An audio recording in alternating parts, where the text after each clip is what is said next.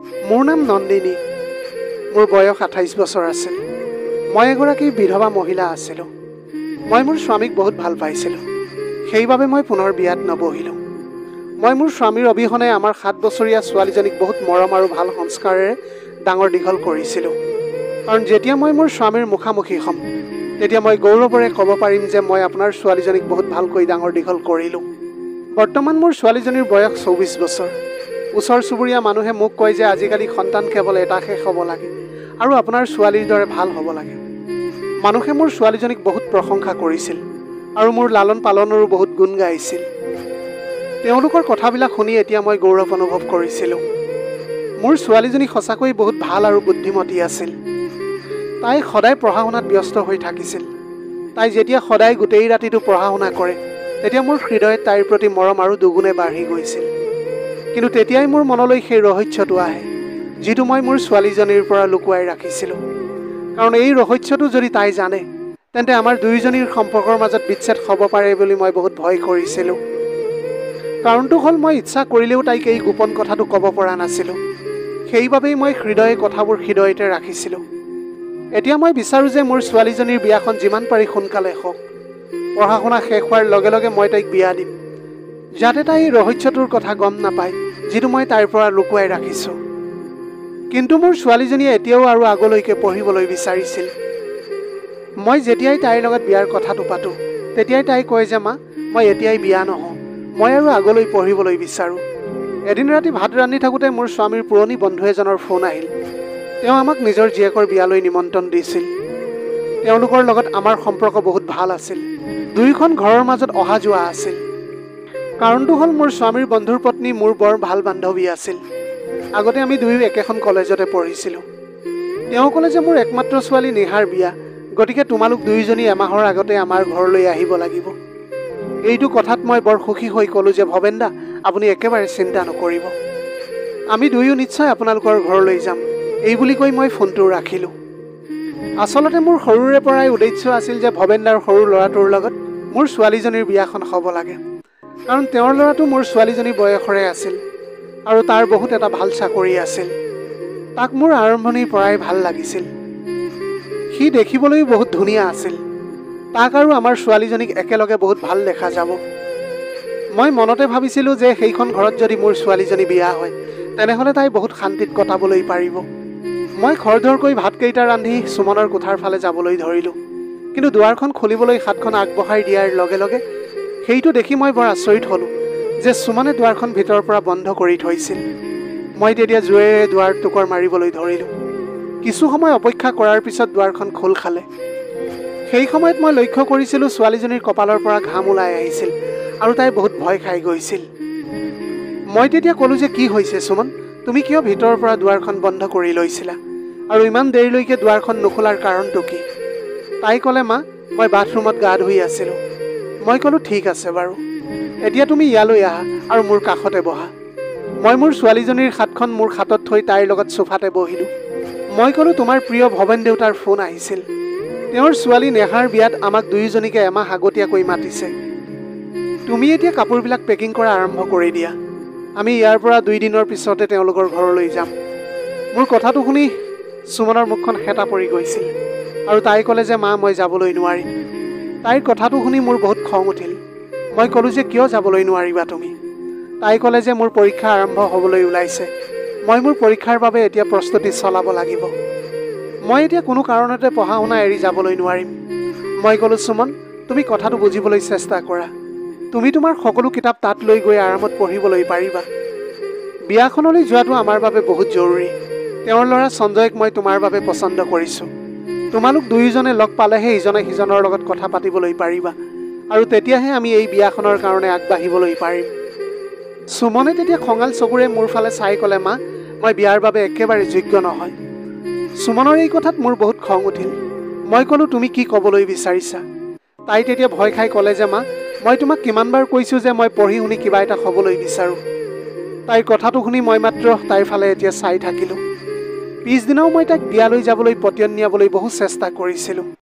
আনকি মই তাইক এইটোও কৈছিলোঁ যে তুমি যদি বিয়ালৈ নোযোৱা তেনেহ'লে ময়ো নাযাওঁ। কিন্তু তথাপিও তাই মোৰ কথাটো নুশুনিলে। তেওঁলোকৰ ঘৰলৈ মোৰ এমাহ আগতীয়াকৈ যাবলৈ মন গৈছিল, যদিও মই মোৰ ছোৱালীজনীক পতিয়ন নিয়াব লগা হোৱাত যাব পৰা নাছিলোঁ। এতিয়া মোৰ হাতত মাত্ৰ 5 দিন বাকী আছিল আৰু মই নিজাববীয়াকৈ প্ৰস্তুতি চলাবলৈ বাধ্য হৈ পৰিছিলোঁ। মই মোৰ স্বামীৰ বন্ধু আৰু মোৰ বান্ধৱীৰ মাজত থকা সেই পুৰণি বন্ধুত্বক নষ্ট কৰিবলৈ বিচৰা নাছিলোঁ। মই তেতিয়া সুমনক ক'লোঁ যে মই কাষৰ ঘৰৰ বৌজনীক এসপ্তাহ তোমাৰ লগত থাকিবলৈ কৈ যাম। সুমনে খং দেখুৱাই ক'বলৈ ধৰিলে যে মা, মোক কোনো নবৌৰ প্ৰয়োজন নাই, মই অকলেই থাকিবলৈ পাৰিম। এই কথাটো কৈ তাই এতিয়া মনে মনে থাকিল। তাৰপিছত তাই কিবা এটা চিন্তা কৰি ক'লে যে মা, যদি বৌজনীয়ে মোৰ কোঠাত শুবলৈ জোৰ কৰে তেতিয়া মই কি কৰিম? মোৰ পঢ়া শুনাত বহুত সমস্যাৰ সৃষ্টি হ'ব। মই তেতিয়া খঙেৰে ক'লোঁ, তুমি জানানে, পঢ়া শুনাৰ লগতে মাক দেউতাকৰ সন্মান কৰা আৰু মাক দেউতাকৰ কথা মানি চলাটো অতি প্ৰয়োজনীয়। আৰু ইফালে তোমাৰ কোঠাত এনেকুৱা কি আছে যে তাই তোমাৰ কোঠাটোত শুবলৈ নোৱাৰিব?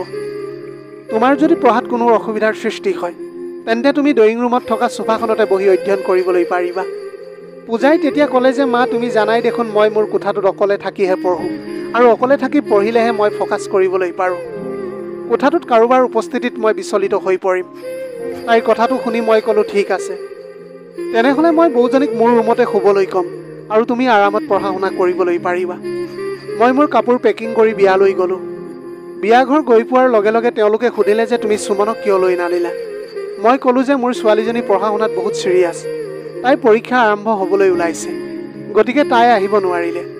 তাই কৈছে যে মোৰ পৰীক্ষা শেষ হ'লে মই ভৱেন বৰদেউতাৰহঁতৰ ঘৰলৈ যাম।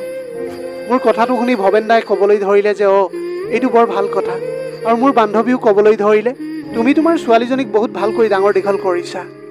তেতিয়া ভৱেন দাই মোৰ ফালে চাই ক'লে যে বিয়াৰ সুখৰ অনুষ্ঠানৰ মাজতে মই আপোনাক আৰু এটা ভাল খবৰ ক'বলৈ বিচাৰিছোঁ। মই সুমনক মোৰ ল'ৰা প্ৰশান্তৰ পত্নী হিচাপে চাবলৈ বিচাৰোঁ। মোৰ বান্ধৱীও এই কথাত বৰ সুখী হৈ পৰিছিল। তাই তেতিয়া ক'লে যে মোৰ ছোৱালীজনীৰ অনুষ্ঠান শেষ হোৱাৰ লগে লগে মই মোৰ ল'ৰাৰ বাবে সুমনৰ হাত বিচাৰি তোমাৰ ঘৰলৈ যাম। কথাটো শুনি এতিয়া মোৰ চকুৰ পৰা চকুলো ওলাই আহিছিল। ভৱেন দা আৰু মোৰ বান্ধৱীক ক'লোঁ যে মোৰ অন্তৰত যি আছিল সেই কথাকে আপোনালোক দুয়োজনে কৈ দিলে। এই খবৰটো শুনি মোৰ এতিয়া বহুত ভাল লাগিবলৈ ধৰিছিল। মোৰ বান্ধৱীয়ে এতিয়া মোক মৰমতে সাৱটি ধৰি ক'লে যে আমি আমাৰ বন্ধুত্বক সম্পৰ্কলৈ সলনি কৰিবলৈ বিচাৰোঁ। এইদৰে আমাৰ বন্ধুত্ব গোটেই জীৱন থাকি যাব। নেহাৰ বিয়াখন এতিয়া খুব ভালদৰে পাৰ হৈ গ'ল। বিয়া শেষ হোৱাৰ পিছত মই মোৰ ঘৰলৈ উভতি আহিলোঁ। কাষৰ ঘৰৰ বোৱাৰীজনীয়ে সুখী হৈ মোক ক'বলৈ ধৰিলে যে বৌ, আপোনাৰ ছোৱালীজনীৰ দৰে ভাল আৰু বুদ্ধিমান ছোৱালী মই আগতে কেতিয়াও দেখা নাই। কথাটো শুনি মোৰ এতিয়া বহুত ভাল লাগি গৈছিল। এতিয়া মই তাইক বহুত ধন্যবাদ দিলোঁ, কাৰণ মোৰ অনুপস্থিতিত তাই মোৰ ছোৱালীজনীৰ যত্ন লৈছিল।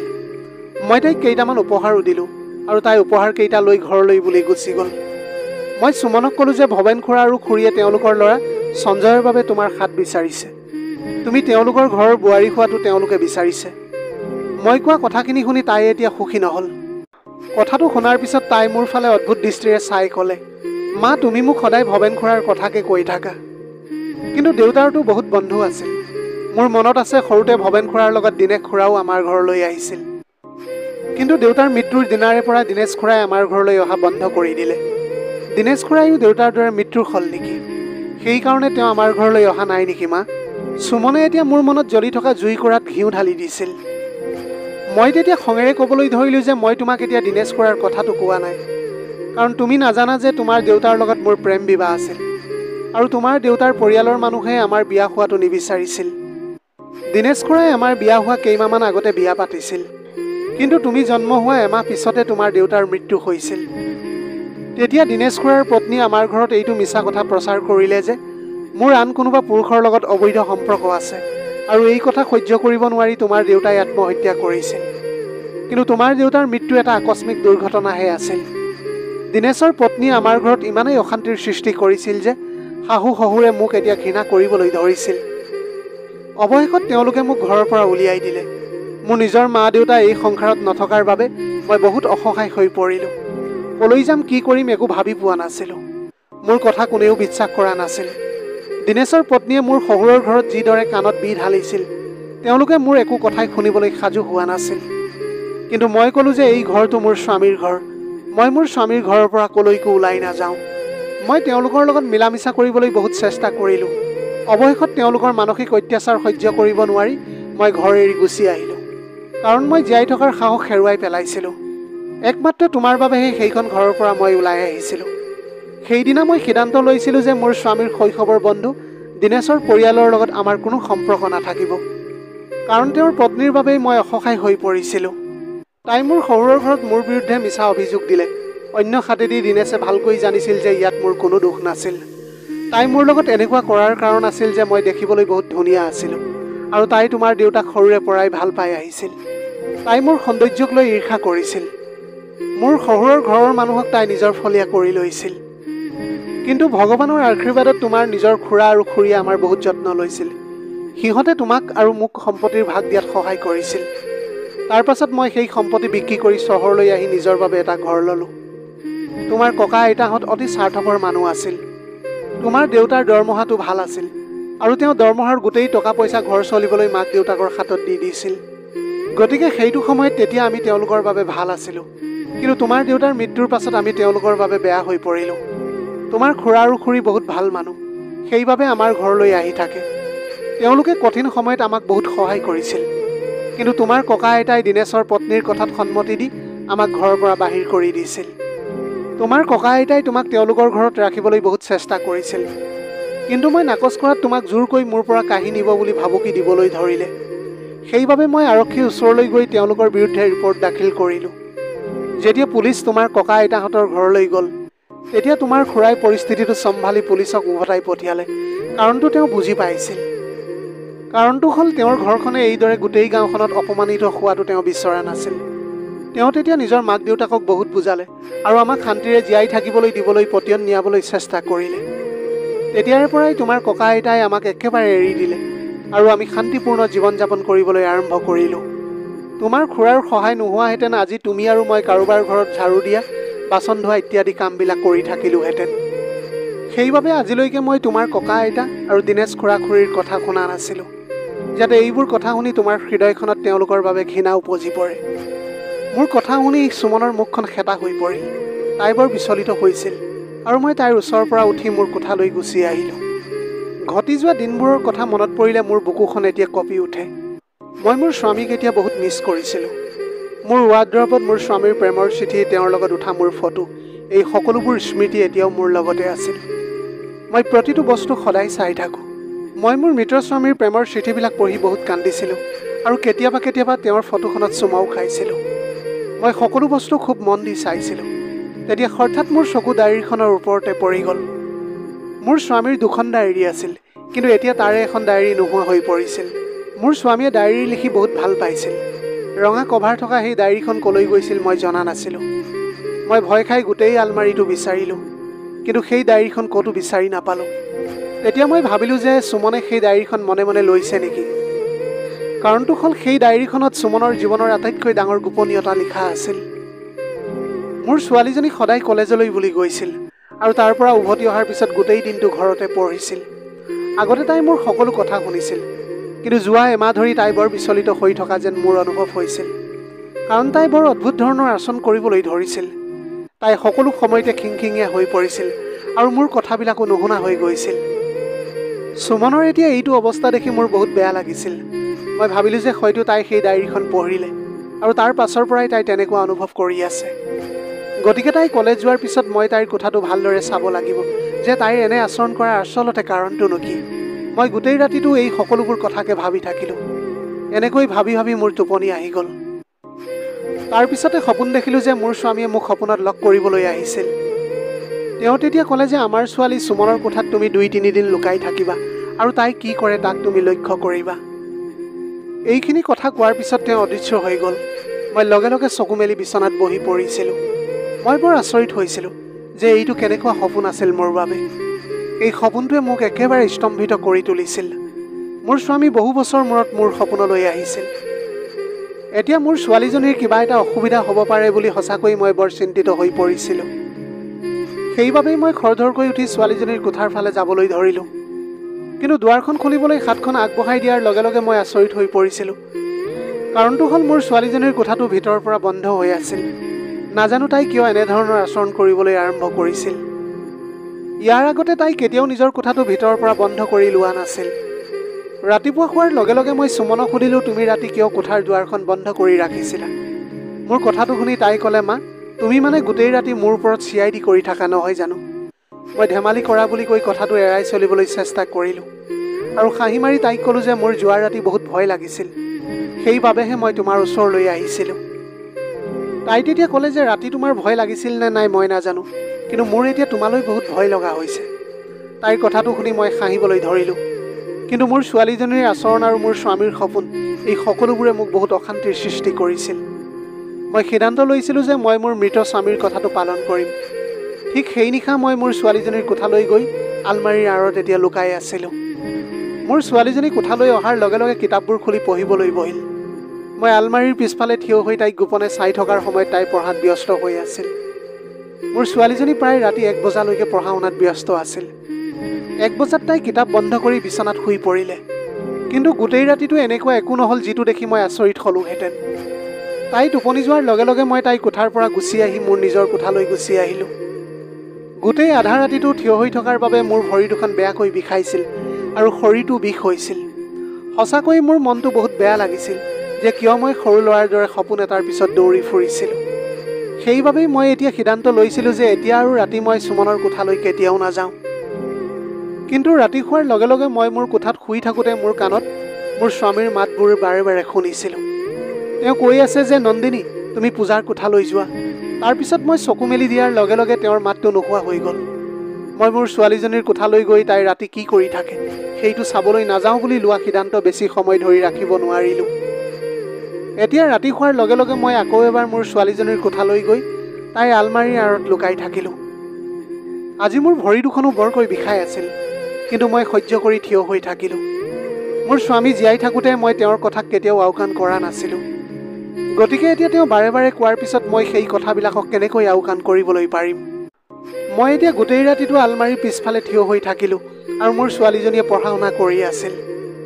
তাই ইখনৰ পিছত সিখনকৈ কিতাপ পঢ়ি আছিল আৰু এনেকৈ প্ৰথম ৰাতিৰ দৰে দ্বিতীয়টো ৰাতিও পাৰ হৈ গৈছিল। তাই টোপনি যোৱাৰ পিছত মই মোৰ কোঠালৈ আহি ভাবিবলৈ ধৰিলোঁ যে হয়তো মোৰ এই সপোনটো এটা ভ্ৰম আছিল, কাৰণ মই প্ৰতিদিনে স্বামীৰ স্মৃতিত নিজকে ডুবাই ৰাখিছিলোঁ। সদায় মই তেওঁৰ ফটোখন বাৰে বাৰে চাই থাকিছিলোঁ। সেইবাবেই হয়তো মোৰ স্বামীৰ স্মৃতিয়ে মোৰ মনটোক আগুৰি ধৰিছে। হয়তো এই সপোনৰ কোনো বাস্তৱতা নাই। মই ভাবিছিলোঁ যে এতিয়া আৰু মই সপোনৰ খাতিৰত সুমনক কেতিয়াও সন্দেহ নকৰোঁ। তাৰপিছত পাকঘৰলৈ গৈ ব্ৰেকফাষ্ট বনালোঁ। ব্ৰেকফাষ্ট বনাই উঠি মই ভাবিলোঁ যে সুমনক ব্ৰেকফাষ্ট দি আহোঁ। তাইক ব্ৰেকফাষ্ট দিবলৈ বুলি তাইৰ কোঠালৈ গ'লোঁ মই। তাইৰ কোঠাটোৰ ওচৰ পোৱাৰ লগে লগে তাইক এতিয়া মই কান্দি থকা শুনিবলৈ পাইছিলোঁ। তাই কান্দি থকা দেখি মই বৰ ভয় খাইছিলোঁ। মোৰ ছোৱালীজনীৰ কি হৈছে আৰু কিয় তাই এনেকৈ কান্দি আছে? তাই কান্দি কান্দি কৈ আছিল যে আজি মোৰ তোমালৈ বহুত মনত পৰিছে, তুমি সোনকালে মোৰ ওচৰলৈ আহা, তোমাৰ অবিহনে মই আৰু জীয়াই থাকিবলৈ নোৱাৰোঁ। কথাটো শুনাৰ পিছত মই একেবাৰে স্তম্ভিত হৈ পৰিলোঁ। খৰধৰকৈ দুৱাৰখন খুলিবলৈ চেষ্টা কৰিলোঁ, কিন্তু মই আকৌ আচৰিত হৈ গ'লোঁ। কাৰণটো হ'ল কোঠাটোৰ দুৱাৰখন ভিতৰৰ পৰা বন্ধ হৈ আছিল। মই এতিয়া জোৰেৰে দুৱাৰ টুকৰ মাৰিবলৈ ধৰিলোঁ, কিন্তু কিছু সময়ৰ পিছত সুমনে দুৱাৰখন খুলি ক'লে, মা, তোমাৰ কি হৈছে? তুমি মোৰ কোঠাৰ দুৱাৰত এনেকৈ কিয় টুকৰ মাৰি আছা? মই দুৱাৰখন খুলিবলৈ ওলাইছিলোঁৱেই, কিন্তু তুমি দুৱাৰখন ইমান জোৰেৰে টুকৰ মাৰিছা যেন ভূমিকম্পহে আহিছে। এতিয়া মই প্ৰথমতে ভাবিছিলোঁ যে তাইক আগতে কথাটো সুধি লওঁ যে আচলতে তাই কাৰ লগত কথা পাতি আছিল। কিন্তু তাইৰ হাতত থকা দেউতাকৰ ফটোখন দেখি মই সকলো বুজি পালোঁ। তাই চাগে দেউতাকৰ স্মৃতিৰ মাজত হেৰাই গৈছিল। হয়তো তাইৰ দেউতাকলৈ বহুত মনত পৰিছিল, কিন্তু নাজানো মোৰ হৃদয়খন কিয় অস্থিৰ হৈ পৰিছিল। মই সুমনক ট্ৰেখন দি ক'লোঁ যে তোমাৰ ব্ৰেকফাষ্ট আছে ইয়াত, তুমি তোমাৰ কোঠাটোতে খাই ল'বলৈ পাৰিবা। তাই একো নোকোৱাকৈ এতিয়া দেউতাকৰ ফটোখন এফালে ৰাখি ব্ৰেকফাষ্ট কৰিবলৈ ধৰিলে। এইবিলাক দেখি মই এতিয়া বৰ চিন্তিত হৈ পৰিছিলোঁ। মই মনতে ভাবিলোঁ যে আজি এই শেষ ৰাতি। আজিও মই মনে মনে গৈ সুমনৰ কোঠাৰ আলমাৰীৰ আঁৰত লুকাই থাকিম। ৰাতি শোৱাৰ লগে লগে মই গৈ তাইৰ আলমাৰীৰ আঁৰত লুকাই থাকিলোঁ। মোৰ ছোৱালীজনীয়ে সদায়ৰ দৰে চকীখনতে বহি টেবুলত ৰখা কিতাপবোৰ খুলি পঢ়িবলৈ ধৰিলে। তাই পঢ়া শুনাত ব্যস্ত আছিল। এনেকৈ কিছু সময় পাৰ হৈ যোৱাৰ লগে লগে হঠাতে সুমনৰ কোঠাৰ খিৰিকীত কোনোবাই টুকৰ মাৰিলে। মই আচৰিত হৈছিলোঁ যে ইমান ৰাতি সুমনৰ খিৰিকীত কোনে টুকৰ মাৰিছে। সুমনে খৰধৰকৈ কিতাপবোৰ বন্ধ কৰি থিয় হৈ খিৰিকীখনৰ ফালে আগবাঢ়িবলৈ ধৰিলে আৰু তাই খিৰিকীখন খুলি দিছিল। তেনে সময়তে কোনোবাই খিৰিকীৰে জঁপিয়াই অহাৰ শব্দ শুনি মোৰ হৃদয়খন খুব জোৰেৰে ধপধপাবলৈ ধৰিলে। সুমনে তেতিয়া কান্দিবলৈ ধৰিলে আৰু ক'লে যে তুমি ইমান দিন কিয় অহা নাই? মই তোমাক কিমান ভাল পাওঁ তুমি জানানে? আজি যদি মই তোমাক ফোন নকৰিলোহেঁতেন তেতিয়া হয়তো আজিও তুমি ইয়ালৈ নাহিলাহেঁতেন।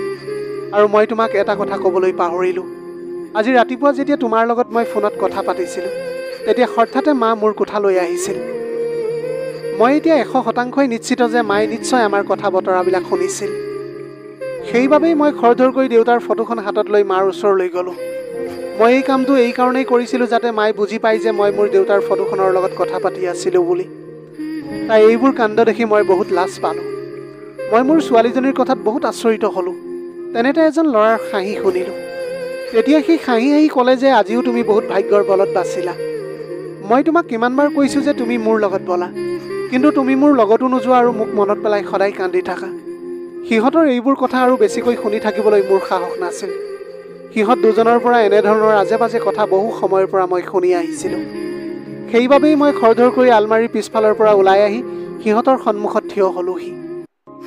এতিয়া মোক দেখাৰ লগে লগে সিহঁতৰ চকু দুটা ডাঙৰ হৈ গ'ল আৰু দুয়োটাই চকু দুটা ডাঙৰ কৰি মোৰ ফালে চাই আছিল। সুমনে আগবাঢ়ি আহি ক'লে, মা, এইবোৰ আপুনি কেনেকুৱা কাম কৰিছে? ইয়াত আপুনি কি কৰি আছে? নিজৰ ছোৱালীজনীৰ কোঠাত লুকাই থাকিবলৈ আপোনাৰ অকণো লাজ নাইনে? আপুনি এনে ঘৃণনীয় কাম কেনেকৈ কৰিবলৈ পাৰিছে?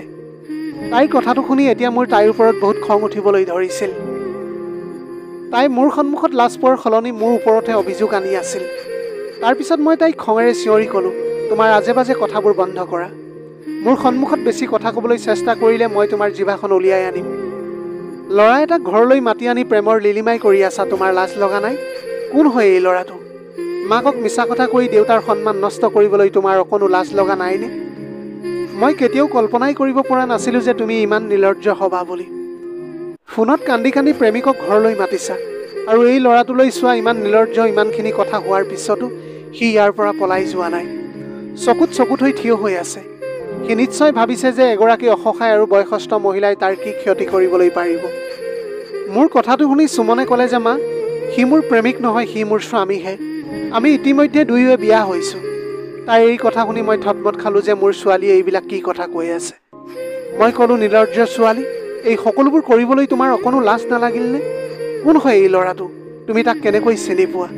মোৰ কথা শুনি সুমনে কান্দি কান্দি ক'বলৈ ধৰিলে, হয় মা, মই সঁচা কথাই কৈছোঁ। সি মোৰ স্বামী।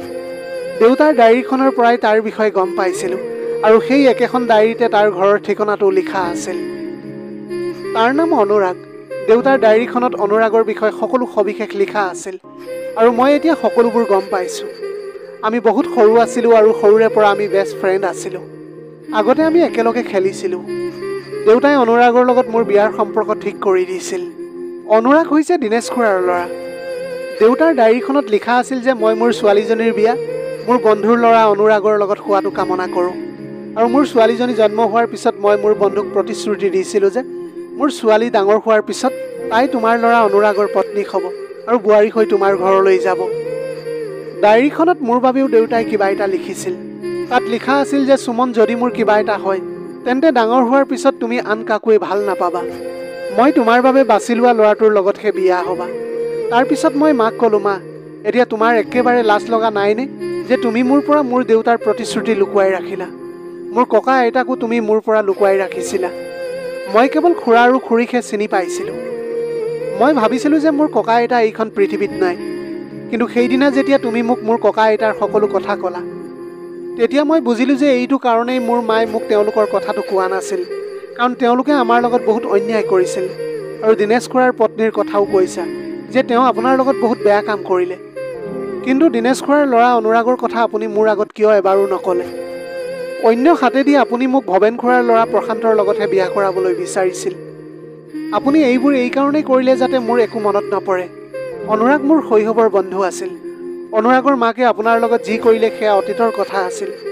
দেউতাই অনুৰাগৰ লগত মোৰ বিয়াৰ সম্পৰ্ক ঠিক কৰি থৈ গৈছে, আৰু অনুৰাগৰ দেউতাকক প্ৰতিশ্ৰুতি দি গৈছিল যে মই তেওঁৰ বোৱাৰী হ'ম বুলি। সেইকাৰণে মই এতিয়া দেউতাই কাৰোবাক দিয়া প্ৰতিশ্ৰুতিটো ভংগ কৰিবলৈ নোৱাৰোঁ। তোমাৰ আলমাৰীত পৰি থকা দেউতাৰ চিঠিবোৰ পাইছিলোঁ, আৰু তেতিয়াই মই দেউতাৰ সেই ডায়েৰীখনো পাইছিলোঁ। তাৰপিছত সেই ডায়েৰীখন মই মোৰ লগত লৈ আহিছিলোঁ। ডায়েৰীখনত এই সকলোবোৰ কথা লিখা আছিল। তাত অনুৰাগৰ ঠিকনাটোও লিখা আছিল। সেইবাবে এদিন মই কলেজলৈ যোৱাৰ অজুহাতত অনুৰাগক লগ কৰিবলৈ গৈ তাক সকলো কথাবিলাক ক'লোঁ। মোৰ ভাগ্য ভাল আছিল যে মোৰ বাবে দেউতাই বাছি লোৱা ল'ৰাটো বহুত ভাল আছিল। তাক তাৰ দেউতাকে বহুত ভাল সংস্কাৰ দিছিল। এতিয়া আমি দুয়ো স্বামীৰ স্ত্ৰী। সুমনৰ কথা শুনি মই কান্দিবলৈ ধৰিলোঁ আৰু ক'লোঁ, সুমন, তোমাৰ দেউতাৰ বন্ধুৰ পত্নীয়ে মোৰ লগত বহুত অন্যায় কৰি থৈছিল। মই বিচৰা নাছিলোঁ যে তুমি সেইখন ঘৰলৈ কেতিয়াবা বোৱাৰী হৈ যোৱাটো। মই ভাবিছিলোঁ যদিহে তুমি সেইখন ঘৰলৈ বিয়া হৈ যোৱা তেন্তে সেই মহিলাগৰাকীয়ে তোমাৰ জীৱনটোকে কঠিন কৰি তুলিব। কাৰণ তাই মোৰ লগত যিখিনি কৰিলে তোমাৰ লগতো তেনেকুৱাই কৰিবলৈ ভয় নকৰিব। আৰু সেই মহিলাগৰাকীৰ বাবেই মোৰ শাহু আৰু শহুৰে মোক ঘৰৰ পৰা বাহিৰ কৰি দিছিল। মই জানিছিলোঁ যে যদি মই মোৰ স্বামীৰ প্ৰতিশ্ৰুতি পালন কৰি তোমাক অনুৰাগৰ লগত বিয়া কৰাই দিওঁ তেনেহ'লে অনুৰাগৰ মাকে গোটেই জীৱন তোমাক ঠাট্টা মস্কৰা কৰিব, তোমাক অশান্তি দিব আৰু কেতিয়াও তোমাক সুখেৰে থাকিবলৈ নিদিব। আৰু মোৰ ছোৱালীজনী যদি তাইৰ জীৱনত সুখী নহয় তেন্তে মই জীয়াই জীয়াই মৰি থকাৰ দৰেই হ'ব। মই জানিছিলোঁ যে মোক শহুৰৰ ঘৰত থাকিবলৈ নিদিয়া মহিলাগৰাকীয়ে মোৰ ছোৱালীজনীক নিজৰ ঘৰৰ বোৱাৰী বুলি কেতিয়াও গ্ৰহণ নকৰিব। মোৰ কথাবিলাক শুনি এতিয়া সুমনে কান্দিবলৈ ধৰিলে। তাই মোক ক'বলৈ ধৰিলে, মা, মই জানিছিলোঁ যে এই সকলোবোৰ কৰাৰ আঁৰত তোমাৰ নিশ্চয় কিবা এটা কাৰণ আছিল। কাৰণ মই মোৰ জীৱনত আজিলৈকে তোমাৰ মাজত কোনো বেয়া গুণ বা বেয়া চিন্তাধাৰা দেখা নাছিলোঁ। কিন্তু মা, মই মোৰ দেউতাই দিয়া প্ৰতিশ্ৰুতিহে পূৰণ কৰিবলৈ বিচাৰিছিলোঁ। তেতিয়াই মোৰ জোঁৱাই অনুৰাগ আগুৱাই আহি হাতযোৰ কৰি ক'লে, খুৰী, এতিয়া সময় বহুত সলনি হৈ গৈছে। এতিয়া পৰিস্থিতি আগৰ দৰে হৈ থকা নাই, সকলো ভাল হৈ গ'ল। আৰু আপোনাক কওঁ যে মোৰ মাৰ স্বাস্থ্য ইমানেই বেয়া হৈ গৈছে যে তেওঁ বিচনাৰ পৰা উঠিব নোৱাৰে। হয়তো ভগৱানে তেওঁক পাপৰ শাস্তি দিছে। তেওঁৰ পেৰালাইচিছ হৈছে, যাৰ বাবে তেওঁ কথাও ক'ব নোৱাৰে আৰু লৰচৰ কৰিবও নোৱাৰে। ডাক্তৰে মাক এতিয়া কেইদিনমানৰ শেষ সময় দিছে। মাৰ অৱস্থাটো অতি গুৰুতৰ। আপুনি এতিয়া মোৰ লগত গৈ মায়ে আপোনাৰ লগত কৰা ভুলৰ বাবে মাক ক্ষমা কৰি দিব। হয়তো তেওঁ জীৱনৰ বাকী থকা মুহূৰ্তবোৰ শান্তিৰে কটাবলৈ পাৰিব। মোৰ ছোৱালীজনী ইতিমধ্যে অনুৰাগৰ পত্নী হৈ পৰিছিল। গতিকে এই বিয়াখনত মই অশান্তি হোৱাৰ কোনো কথাই নাছিল। মই অনুৰাগ আৰু সুমনৰ লগত অনুৰাগহঁতৰ ঘৰলৈ গ'লোঁ। তাত উপস্থিত হওঁতে অনুৰাগৰ মাক কৰবী বহুত বেয়া অৱস্থাত বিচনাত পৰি আছিল। তাইৰ সেইটো অৱস্থা দেখি মোৰ এতিয়া বহুত দুখ লাগিল। মোক দেখি তাইৰো চকুলো ওলাই আহিল। তাই কিন্তু সেইটো সময়ত একো ক'বলৈ নোৱাৰিলে, যদিও তাইৰ চকুৰ পৰা অনুভৱ কৰিবলৈ পাৰিলোঁ যেন তাই মোৰ পৰা ক্ষমা বিচাৰিছে। মই তাইৰ ওচৰলৈ গৈ তাইক ক'লোঁ যে মই তোমাক ক্ষমা কৰি দিছোঁ। এতিয়া তোমাৰ সন্তানে মোৰ ছোৱালীক বিয়া কৰাইছে, তুমি সিহঁতক আশীৰ্বাদ দিয়া। এইটো কথা শুনি কৰবীৰ চকুৰ পৰা চকু পানী বৈ আহিবলৈ ধৰিলে আৰু তাই কান্দিবলৈ ধৰিছিল। দীনেশেও মোক দেখি এতিয়া বৰ আনন্দিত হৈছিল আৰু তেওঁ মোক কৈছিল যে বৌ, কৰবীৰ স্বাস্থ্যৰ অৱনতি ঘটিবলৈ আৰম্ভ কৰাৰ পৰাই তাই বুজি পাইছিল যে তাই তোমাৰ লগত বহুত অন্যায় কৰিলে। তাই বহুত ভুল কৰিছিল, গতিকে ভগৱানে তাইক ইয়াৰ বাবে শাস্তি দিছে। তাই তোমাৰ ওচৰত ক্ষমা খুজিব বিচাৰিছিল, কিন্তু তোমাৰ ওচৰত ক্ষমা খুজিবলৈ তাইৰ কেতিয়াও সাহস হোৱা নাছিল। সেইবাবে তাই কৈছিল যে মই ভাল হ'লেই নিজেই নন্দিনীৰ ঘৰলৈ গৈ তাইৰ ওচৰত ক্ষমা খুজিম। কিন্তু ভাল হোৱাৰ সলনি তাইৰ অৱস্থা আৰু দিনক দিনে বেয়া হৈ গৈ থাকিল আৰু তাই আপোনাৰ ওচৰত ক্ষমা খুজিবলৈ যাবলৈ নোৱাৰিলে। সুমনে এদিন আমাৰ ঘৰলৈ আহি সকলো কথা কওঁতে মই নিজেই এই ল'ৰা ছোৱালী দুটাক বিয়া কৰাই দিলোঁ। আমি আপোনাক কথাটো কোৱা নাছিলোঁ, কাৰণটো আমি জানিছিলোঁ যে আপুনি এই ল'ৰা ছোৱালীবিলাকৰ বিয়াখন কেতিয়াও মান্তি নহ'ব। কাৰণটো হ'ল আপোনাৰ লগত বহুত অন্যায় কৰা হৈছিল আৰু মই মোৰ বন্ধুৰ প্ৰতিশ্ৰুতিৰ পালন কৰিবলৈ বিচাৰিছিলোঁ। দীনেশে মোৰ সন্মুখত হাতযোৰ কৰি ক'লে যে বৌ, মই মোৰ পত্নীৰ হৈ আপোনাৰ ওচৰত ক্ষমা বিচাৰিছোঁ আৰু মোৰ সন্তানকো ক্ষমা কৰিব আপুনি। মোৰ ছোৱালীজনী অনুৰাগৰ লগত বহুত সুখী আছিল। এতিয়া মোৰ বাবে সেয়াই যথেষ্ট আছিল। মই এতিয়া দীনেশক ক্ষমা কৰি ক'লোঁ যে তোমাৰ ক্ষমা খোজাৰ কোনো প্ৰয়োজন নাই।